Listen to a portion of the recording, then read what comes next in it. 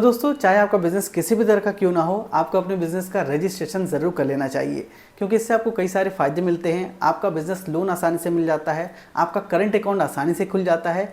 इसके अलावा कई जगहों पर आपसे बिजनेस रजिस्ट्रेशन सर्टिफिकेट भी मांगा जाता है। इस रजिस्ट्रेशन को एमएसएमई या उद्यम रजिस्ट्रेशन भी कहा जाता है। यह रजिस्ट्रेशन बिल्कुल फ्री है। आप चाहें तो घर बैठे ही अपने मोबाइल या कंप्यूटर से खुद ही इस रजिस्ट्रेशन को कर सकते हैं। वैसे मैंने एमएसएमई और उद्यम रजिस्ट्रेशन पे कई सारे वीडियो बना रखी है, लेकिन रिसेंटली एमएसएमई के रजिस्ट्रेशन प्रोसेस में कुछ नया बदलाव किया गया है। सो इस वीडियो में मैं आपको एमएसएमई रजिस्ट्रेशन करने का बिल्कुल नया प्रोसेस बताने वाला हूँ।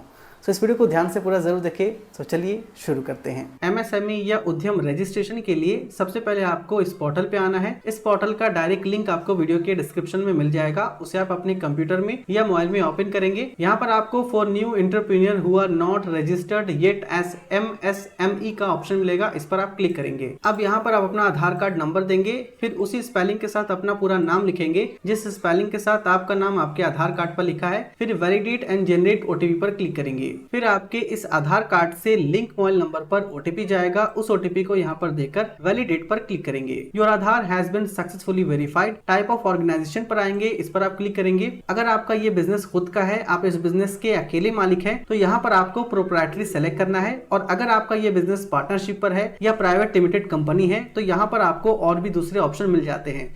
तो मैं यहाँ पर प्रोप्राइटरी सेलेक्ट करूंगा। फिर यहाँ पर आप अपना पैन कार्ड देंगे, फिर इसके टर्म्स को एक्सेप्ट करके पैन वैलिडेट पर क्लिक करेंगे। अब आपके सामने इस तरह का एक फॉर्म खुलकर आएगा। इसे आपको बारी बारी से भरना है। सबसे पहले यहाँ पर आपसे ये पूछा जा रहा है क्या आपके पास जीएसटी नंबर है या नहीं। अगर है तो यस सेलेक्ट करेंगे, नहीं तो आप नो सेलेक्ट करेंगे। फिर नीचे यहाँ पर आप अपना एक मोबाइल नंबर देंगे, एक ईमेल आईडी देंगे। फिर यहाँ से सोशल कैटेगरी सेलेक्ट करेंगे। आप जनरल है, एससी है, एसटी है या ओबीसी है। तो चलिए हम यहाँ पर जनरल सेलेक्ट करते हैं। फिर यहाँ से आप अपना जेंडर सेलेक्ट करेंगे। अगर आप विकलांग है या दिव्यांग है तो यस सेलेक्ट करेंगे, नहीं तो आपको नो सेलेक्ट करना है। नेम ऑफ इंटरप्राइज में यहाँ पर आप अपने बिजनेस या शॉप का नाम देंगे। जैसे कि मैं यहाँ पे टाइप करता हूँ XYZ इंटरप्राइज। फिर आप इसे कॉपी करेंगे। नीचे प्लांट या यूनिट नेम में इसी इंटरप्राइज या बिजनेस के नेम को कॉपी पेस्ट करेंगे। फिर ऐड पर क्लिक करेंगे। आपका ये शॉप नेम या बिजनेस नेम नीचे यूनिट नेम में कॉपी होकर आ जाएगा। अब लोकेशन ऑफ प्लांट में आएंगे, यूनिट नेम पर क्लिक करेंगे और यहाँ से आप अपने यूनिट नेम को सेलेक्ट करेंगे। फिर इस यूनिट नेम का कंप्लीट एड्रेस यहाँ पर आपको देना है। उसका पिन कोड देंगे, यहाँ से स्टेट सेलेक्ट करेंगे, यहाँ से डिस्ट्रिक्ट सेलेक्ट करेंगे। फिर ऐड प्लांट पर क्लिक करेंगे। ऐड प्लांट पर क्लिक करते ही यहाँ पर आपका प्लांट का कंप्लीट एड्रेस ऐड हो जाएगा। नीचे आएंगे, यहाँ पर आपको अपने बिजनेस का ऑफिस एड्रेस देना है। अगर आपके इस बिजनेस का वर्किंग एड्रेस और ऑफिस एड्रेस दोनों सेम है, तो जो एड्रेस यहाँ पर आपने दिया है सेम इसी एड्रेस को नीचे आपको कॉपी पेस्ट कर देना है। यहाँ पर पिन कोड देंगे, स्टेट यहाँ से सेलेक्ट करेंगे, फिर यहाँ से डिस्ट्रिक्ट सेलेक्ट करेंगे। अब यहाँ पर आपके इस बिजनेस के एड्रेस का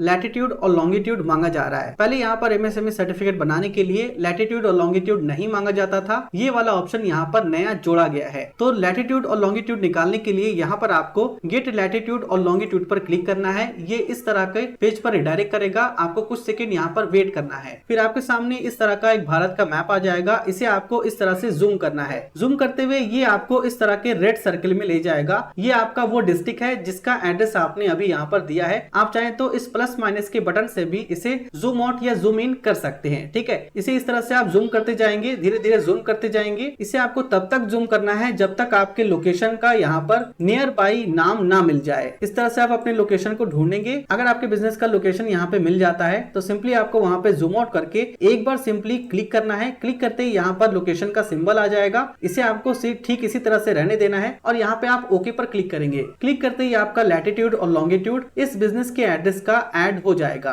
बिहार के लिए यहाँ पर ये वाला ऑप्शन पूछा जा रहा है, तो इसे आपको सिंपली नो ही रहने देना है। यहाँ पे आपसे पूछा जा रहा है कि आपके पास पिछला कोई यूएएम रजिस्ट्रेशन नंबर है या नहीं। तो मेरे पास नहीं है, तो सिंपली इसे आपको एनए ही सिलेक्ट रहने देना है। आपने अपना ये बिजनेस कौन से डेट में शुरू करा है उसे आप यहाँ से सेलेक्ट करेंगे। एक कैलेंडर ओपन होगा, इस कैलेंडर से आपको उस डेट को सेलेक्ट कर लेना है। वेदर प्रोडक्शन और बिजनेस कमेंट्स में आपको यस ही सेलेक्ट रहने देना है। डेट ऑफ कमेंसमेंट में आपको सेम इसी एड्रेस को यहाँ पर सेलेक्ट कर लेना है। यहाँ पर आप अपने बैंक अकाउंट का डिटेल देंगे, जिस बैंक में आपका खाता आता है उस बैंक का नाम लिखेंगे, IFSC कोड देंगे, अपना बैंक अकाउंट नंबर देंगे। यहाँ पर आप सेविंग या करंट अकाउंट किसी का भी अकाउंट नंबर दे सकते हैं। 17 नंबर में यहाँ पर आपको थोड़ा ध्यान देना है। यहाँ पर आपको ये सिलेक्ट करना है कि आप मैन्युफैक्चरिंग का काम करते हैं या सर्विस देते हैं। अगर आप मैन्युफैक्चरिंग का काम करते हैं तो मैन्युफैक्चरिंग सिलेक्ट करेंगे। अगर आप सर्विसेज देते हैं तो सर्विसेज पर क्लिक करेंगे। सर्विसेज पर क्लिक करते ही यहाँ पर आपके सामने दो ऑप्शन आएगा, ट्रेडिंग और नॉन ट्रेडिंग का। तो यहाँ पर आपको ट्रेडिंग सिलेक्ट करना है। अगर आप मैन्युफैक्चरिंग सिलेक्ट करेंगे तो यहाँ पर आपसे कोई भी ऑप्शन नहीं पूछा जाएगा। अब यहाँ पे आपको अपने इस बिजनेस का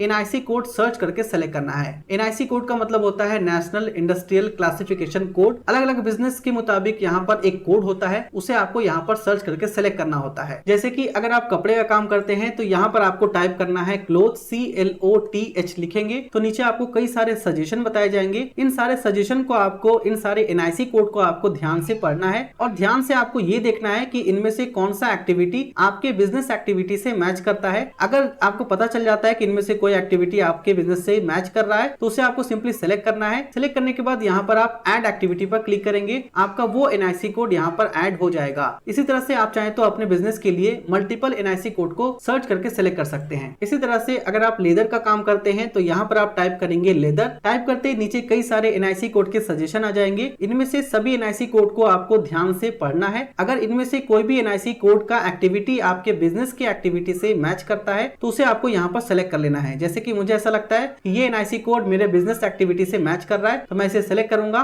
फिर ऐड मोर एक्टिविटी पर क्लिक करूंगा। इसी तरह से यहाँ पे आप चाहें तो कई सारे NIC कोड को सर्च करके सेलेक्ट कर सकते हैं। अब नंबर ऑफ पर्सन एम्प्लॉयड में आप ये बताएंगे कि आपके इस बिजनेस में कितने महिला या पुरुष काम कर रहे हैं। मान लेते हैं कि मेरे बिजनेस में 5 पुरुष और 2 महिला काम कर रही हैं। यहाँ पे अदर में आपको 0 टाइप करना है, टोटल 7 हो जाएगा। अब आपको नीचे आना है। यहाँ पर आपसे पूछा जा रहा है कि पिछले साल आपके इस बिजनेस का टोटल वैल्यू कितना रहा था। तो यहाँ पर आप कोई भी एक एस्टिमेटेड वैल्यू दे सकते हैं। जैसे कि मैं यहाँ पे टाइप कर देता हूँ 5 लाख। इसी तरह से यहाँ पर आपसे पूछा जा रहा है कि आप अपने इस बिजनेस के लिए safety devices, research and development में टोटल कितना खर्च कर रहे हैं। तो यहाँ पर आपको सिंपली 10,000 टाइप कर देना है। फिर यहाँ पर टोटल नेट इन्वेस्टमेंट ऑटोमेटिक आ जाएगा। नीचे टर्नओवर में आएंगे, 2021-22 में आपके इस बिजनेस में टोटल टर्नओवर कितना का रहा है उसे आप यहाँ पर टाइप करेंगे। जैसे कि मैं मान लेता हूँ कि इस बिजनेस में मेरा टर्नओवर 8 लाख का रहा है तो मैं यहाँ पे 8 लाख टाइप करूंगा। अब नीचे आएंगे, यहाँ पर आपसे कुछ सवाल पूछा जा रहा है, इसे आपको यस या नो में जवाब देना है। तो आपको सिंपली इसे नो ही सिलेक्ट करना है और इसे आपको यस ही सिलेक्ट रहने देना है 25 वाले ऑप्शन को, और फिर लास्ट वाले में आपको नो सिलेक्ट करना है। इतना करने के बाद नीचे आपको submit and get final OTP पर क्लिक करना है। फिर ओके पर क्लिक करेंगे। फिर आपके मोबाइल नंबर पर OTP जाएगा। उस OTP को यहाँ पर देकर इस कैप्चा कोड को एंटर करेंगे। फिर फाइनल सबमिट पर क्लिक करेंगे। फिर से ओके पर क्लिक करेंगे। उद्यम रजिस्ट्रेशन सक्सेसफुली, फिर से ओके पर क्लिक करेंगे। फिर आपके सामने आपका उद्यम रजिस्ट्रेशन नंबर आ जाएगा। इसे आपको कॉपी कर लेना है। अपना MSME सर्टिफिकेट डाउनलोड करने के लिए ऊपर आपको प्रिंट सर्टिफिकेट पर क्लिक करना है। अब यहाँ पे आप अपने उद्यम रजिस्ट्रेशन नंबर को पेस्ट करेंगे जिसे अभी आपने कॉपी करा था। फिर अपना मोबाइल नंबर देंगे जो आपने रजिस्ट्रेशन के समय दिया था। फिर यहाँ पर आपको OTP ऑन मोबाइल को सेलेक्ट करना है। फिर वैलिडेट एंड जनरेट OTP पर क्लिक करेंगे। फिर OTP देकर वैलिडेट OTP एंड लॉगिन पर क्लिक करेंगे। आपके उद्यम रजिस्ट्रेशन का कंप्लीट डिटेल आ जाएगा। यहाँ पर आप प्रिंट सर्टिफिकेट पर क्लिक करेंगे। ये रहा आपका उद्यम सर्टिफिकेट यानी कि MSME सर्टिफिकेट। इसे प्रिंट करने के लिए ऊपर आपको प्रिंट पर क्लिक करना है। अगर आपके पास प्रिंटर है तो यहाँ से आप डायरेक्टली उसे प्रिंट कर सकते हैं, या आप चाहें तो सेव एज PDF को सिलेक्ट करेंगे, सेव पर क्लिक करेंगे, आपका ये सर्टिफिकेट आपके कंप्यूटर में सेव हो जाएगा। तो अगर आप इसी तरह का कोई भी ऑनलाइन काम हमसे घर बैठे करवाना चाहते हैं तो आप इस नंबर पर व्हाट्सअप कर सकते हैं।